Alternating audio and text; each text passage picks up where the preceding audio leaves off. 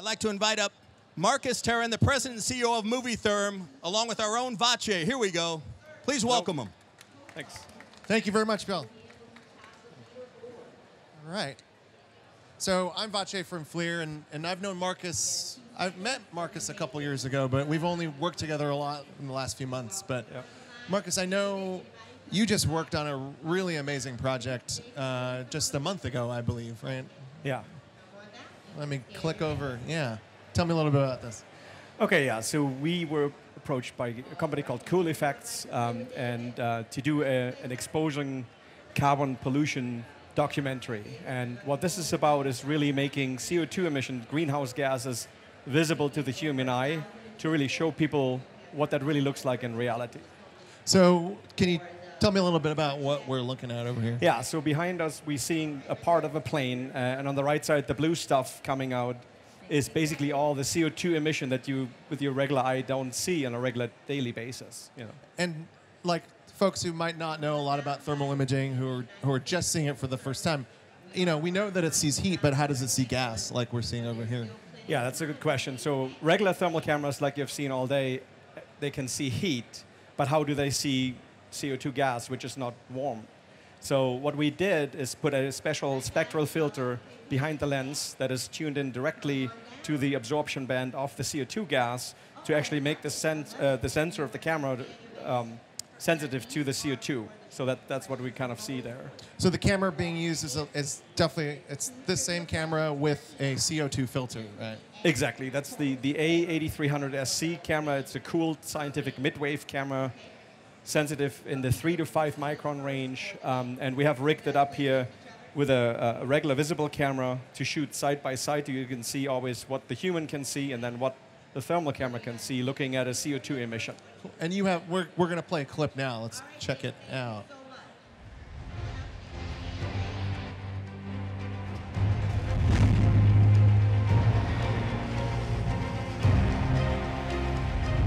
When people know what they're fighting, we have an inspiring ability to rally together to attack the problem.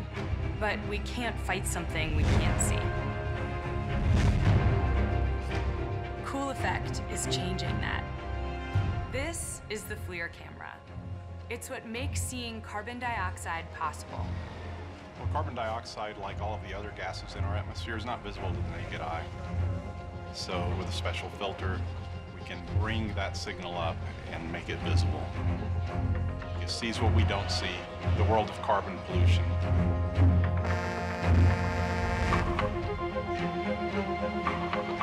What do you think it is? I don't see it. Fire? I don't know. Yeah. Oh my God, that's all the gas coming from the cars and stuff. That's actually my favorite part, when they're just blown away that that's something that they could see. But so tell me a little bit more about Cool Effect. Like, why'd they reach out to you and why'd they want to work with you on that particular project? Yeah, so Cool Effects is a non-profit company that focuses on creating awareness for greenhouse gas emission and actually doing something about it by starting projects to help reduce CO2 emissions. So you can actually go to their website and donate money as little as $6.89 or something, what I saw. And they use that money and put it towards more energy efficient devices, cleaner burning stoves and those kind of things. And so you can actively participate in reducing CO2 emission. And that's kind of their mission. And their big objective, you know, we saw it in the end, they're trying to show people, you know, if it's something that you can see, it's something that you can start to understand, right? Correct. How can you solve something that you can't see? And then that creates the awareness in people and brings that forward, hopefully. And so the other project, so the first project that you and I worked on back in August was one of the more unique projects I've ever worked on. I don't know about you, but... Yeah, I think this was one of the most exciting projects of my life, and a bit stressful too. We get into a little bit of detail on that one, but so we got approached by Jared Leto, lead singer of 30 Seconds to Mars, to do something that had never been done before, and actually doing a complete live broadcast done entirely with thermal cameras. So, which is, you know, these cameras, they're amazing, but they're not necessarily designed for the way that they wanted to use them in this live broadcast. So they had to rig them up, get them broadcast ready, that kind of thing. But tell me a little bit about the software that you guys actually built to make it easier. Yeah, so let me back up for a moment. So the original intent was really just to do a music video and do post-processing on it, which would have been easier to do. But then they switched gears and says, hey, why don't we do just us all live? We're like, well, that's not really made this way, so what are we going to do about it? And we had about 2 weeks to pull this off. So what you need to do in a live broadcast, you need to adjust these cameras on the fly. You need to react to the cues of a director saying, hey, turn this up, turn this down in a fraction of a second. So we actually developed a software which you see a screenshot of, where we can pre-program presets and fade in and out and everything else. So we had one laptop for each camera. We had a total of 4 cameras on stage at the Video Music Awards from MTV. And basically, we're sweating for 4 minutes of our life. Nothing goes wrong. Right, and what was really cool about the software too, the human body changes according to what it's doing. And you had dancers, you had Jared, who was wearing a mask for one point, and he rips that mask off. So the scene just kept changing, and we needed an easy way to be able to manipulate and clean and meet the creative vision of Jared and the creative team. And yes, it was all live. So we're moving this slider right here. We were moving that live. Yeah. Let's take a look at the music video.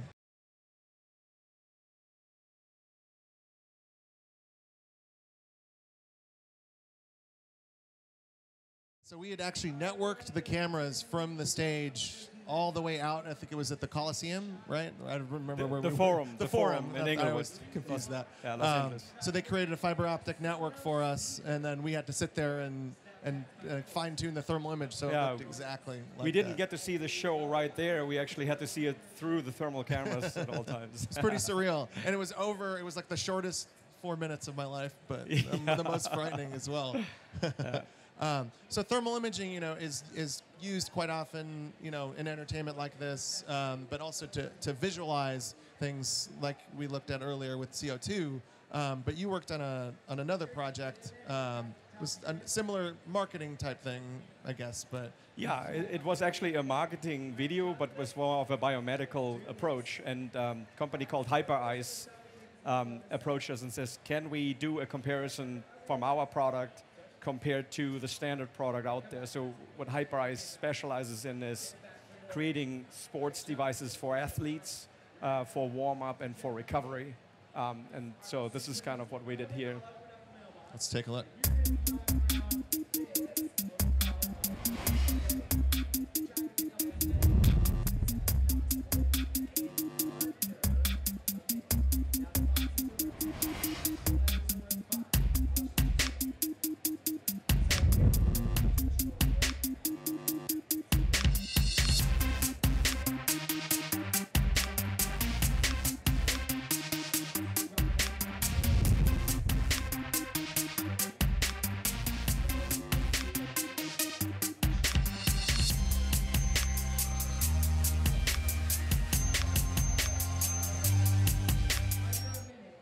So tell me a little bit about what we're looking at here. Yeah, so what we can see here, these are the thigh muscles, and the orange glow really shows extreme blood circulation or an increase in blood circulation over the leg that hasn't been worked out with the Viper 2 product compared to here, a standard foam roller that really didn't do anything. So it was really an eye-popping result for them to show customers really make the invisible visible and say, it increases blood circulation. You can claim this all day long, but how do you show this to people? And so we used thermal imaging to make that visible. Yeah, so rather than this particular application, it wasn't necessarily in the development of the product, but in educating people who otherwise just have no way of knowing, right? Exactly. Yeah, it's a cool project. So moving on from those types of applications, you've done a lot of work in like identification for research and stuff. Could you talk a little bit about that? Yeah, so here's a completely different project. We're doing a whole variety of things. So we got approached by NOAA, the National Oceanographic and Atmospheric Administration, and what they're concerned with in one department is research for seal population on ice. And how they have been doing this in the past is flying over with planes, taking images of seals, and then sitting there counting seals in every image. Which is a time-consuming process, right, before thermal. Correct. So on average, for every mission, it took them with several people, about 2 to 3 months to go through the video footage frame by frame and pick out what is the seal, how many are there. So what did your software do to make it easier for the... Yeah, so we built we built a complete imaging system from them consisting of a FLIR thermal camera to actually detect the heat signature of seals on ice, but we also combined it with a visible camera, 29 megapixel, to have a higher resolution from a high altitude.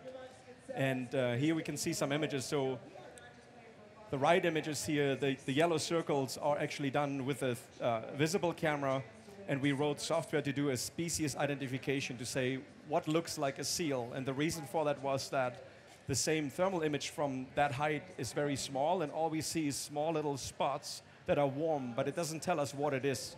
Is it a flock of birds? Is it a seagull? Is it a seal? What is it? So we need some way to identify this, so we used a visible camera, did some recognition, some classification on this, and then we cross-correlated these spots to the thermal image and says that is a seal, and we automatically captured that, saved it away, and counted the seal population. So, and then just to go back, before they'd take pictures the entire time and then have to sift through all that information, and this makes it easier because it's only taking pictures when it knows it's a seal. Exactly. So sometimes they're flying for 10, 15 minutes and there's no seal inside, but they still have to sift through every image, and we automated this by saying only save images away that actually do contain seals, and at the same time while you're at it, why not counting them so you have the job done when you land. That's very cool. And in that same field of detection, you've also done a lot of work in detecting other types of things, like... Yeah, our main focus of our business is actually industrial imaging, and so we actually have solutions for what we call non-destructive testing. And that is all based, again, on infrared imaging. So we call it infrared non-destructive testing. In comparison to other methods, there's X-ray out there, there's ultrasound out there, and some other methods. But we focus as a thermal imaging company on thermography and thermal imaging. And we use it primarily in the aerospace industry to look at aerospace components made out of composite materials to look for flaws. So, but before thermal imaging, how would they do something like looking at the fuselage? Like, what would they use? Yeah, so the de facto standard in the industry really still is from 30 years back is ultrasound, but the measurement probes are very small. And imagine you would have to inspect the wing from a Boeing 787 Dreamliner. You would be sitting there for weeks trying to look for flaws.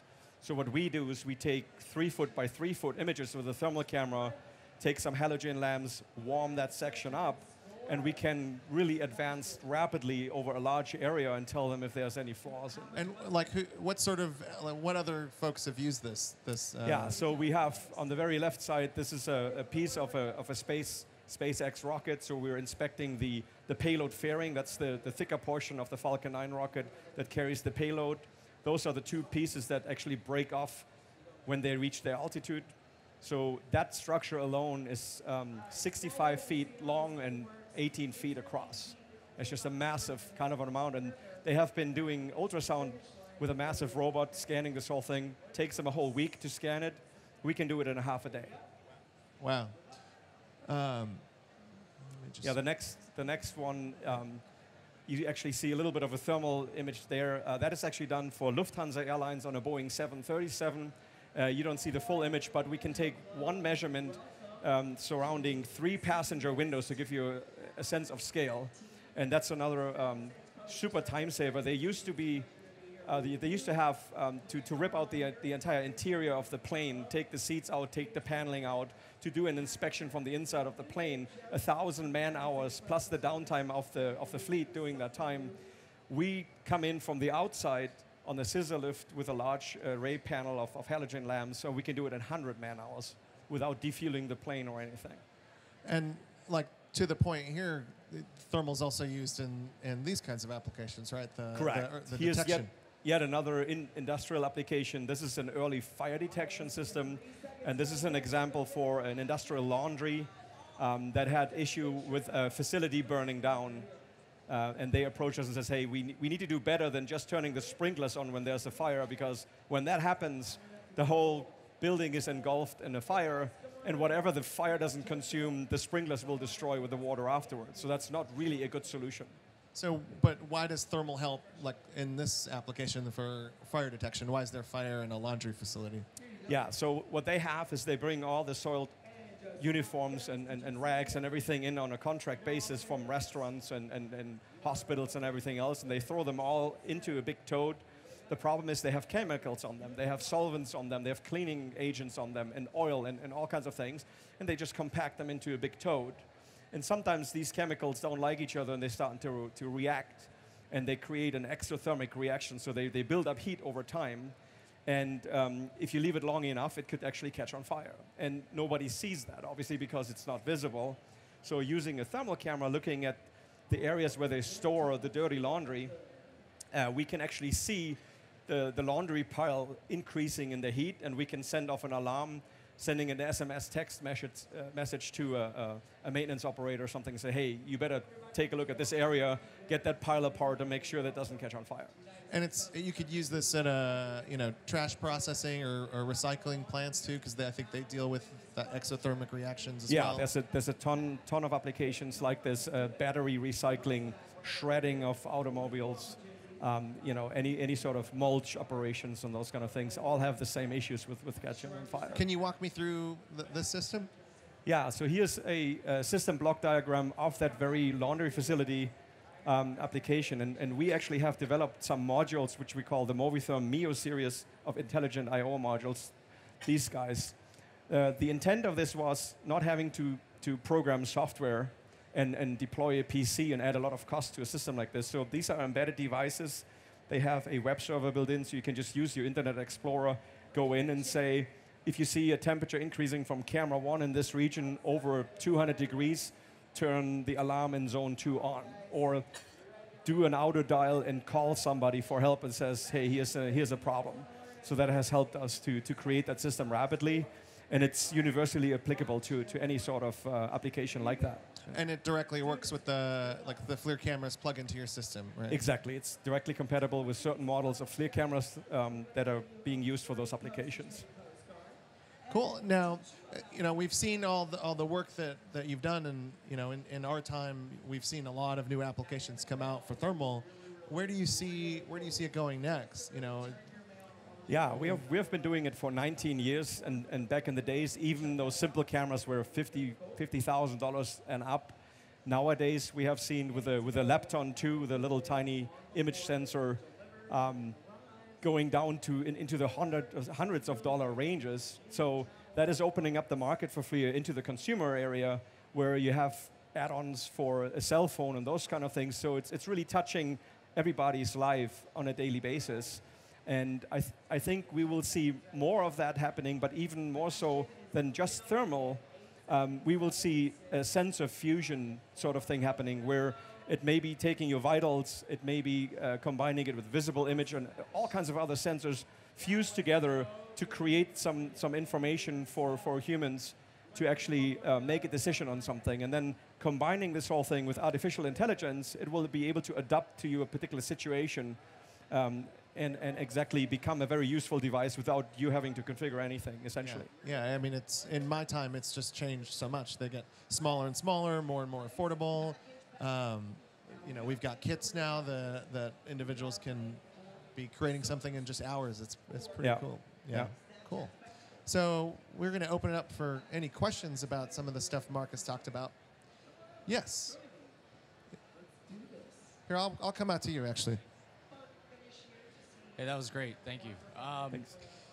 So when you talk about the cameras and detectors getting cheaper, smaller, that's all seems like in the long wave, in the 8 to 12, 7 to 14. Correct. Do you see the mid-wave doing the same thing? And if so, how long do you think that will be? Like 3 to 5?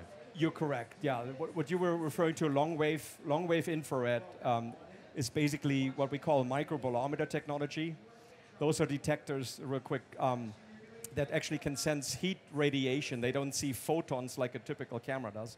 The advantage of those detectors is that it's relatively inexpensive to make, like you were referring to. A mid-wave thermal camera still relies on measuring photons today, and that technology is a lot more expensive to do, like we have here, and also it needs extreme cooling. These are cryogenically cooled inside. They have a little Stirling engine in there, and they're being cooled down to a cryogenic level. That prevents them from entering that market probably anytime soon, although there's new technology development on new semiconductors and everything else. So I wouldn't be surprised if in the not too distant future something comes out that breaks that barrier too. But that technology is definitely lagging behind. Yeah, for sure. We got one question over here. Okay.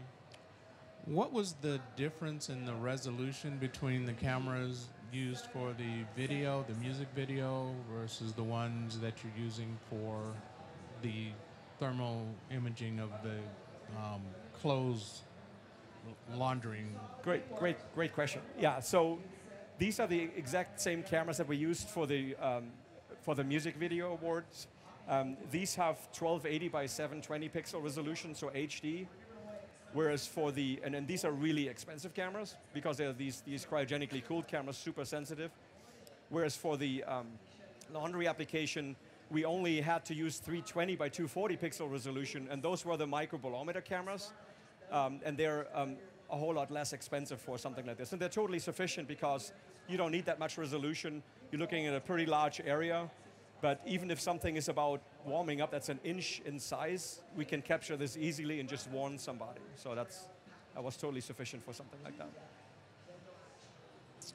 Hi. In the music video, we noticed several different types of colors, from a light red to a darker red to a green to a blue.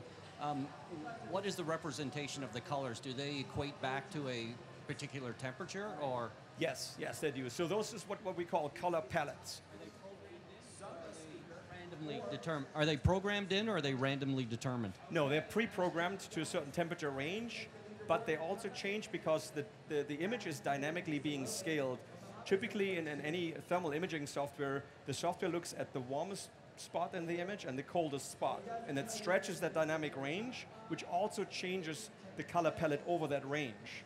So you see a different meaning for those kind of things. But what we had to do for this video, we really wanted to bring out a popping contrast from the face expressions. And we saw background, there were lights on stage and all kinds of things. So we didn't want this to scale to that range because then it would have washed out the contrast of the faces a little bit too much. So we actually clamped this down to just the body temperature to kind of make that happen. And one more point to that too, that I was really amazed with. They spent a lot of time like isolating the background dancers because they wanted the main actors to stand out. So they did things like put shrouds over people that you could still see through, like plastic-based stuff, and then veils. Yeah, the veil things, and then they actually took flaxseed and sewed it into his body armor thing that he was wearing and microwaved it. So the lead singer looked warmer. It was pretty cool. And one other effect when you saw there was two dancers standing and they were drawing this cross. Yeah, that's kind of an interesting effect too, because we were trying to use actual ice to do this, to just doing a cold cross, but they were not allowing us to do water on stage because it's a hazard. You could slip on it, and they were just saying you cannot have any water on it. So we're like, okay, what are we going to do? So actually, we used a deodorant with this little roll-on ball in it. We put it in the freezer right before the show and gave it to the dancers, and then they came out and they basically put this on. One more question. Yeah. With the CO2 emissions camera, have you done other emissions, SOx, NOx, carbon monoxide? What theoretically could you do other emissions? Yeah, there's a ton of different gases that you can detect, but different gases may have a different absorption band in which they are actually visible to the camera. So you may need to switch the filter out depending on what sort of gas you want to see. Have you done any of those others yet? Yes, we have worked on all kinds of different gases. We have even gone as far as doing active gas detection with a tunable laser to actually go in and do that. Cool. Yeah. What about for medical purposes, like for dentists or like surgery, breaking bones, sports? Technology is going into that too. They're gonna Absolutely, yeah. There's a lot of, there's actually as an alternative to mammograms, breast thermography is being used, and they actually are using predominantly the microbolometer technology to look at vascular differences in the blood circulation, because the theory behind this is if you have a growth, an abnormal growth, or even a normal growth that's benign, any sort of growth consumes more energy, it consumes more sugar, so you have a higher metabolic rate, and you're actually creating a slightly higher temperature, so you can actually make that visible. One more question. How about home automation systems and security? Where do you see yourself? I'm sorry? Home automation and security. Homeland security?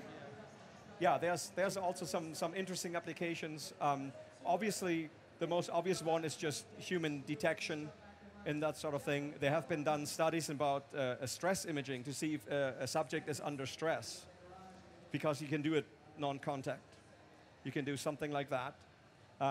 There's also hyperspectral imaging where you're looking at different spectral ranges for things, and you can actually do explosive detection.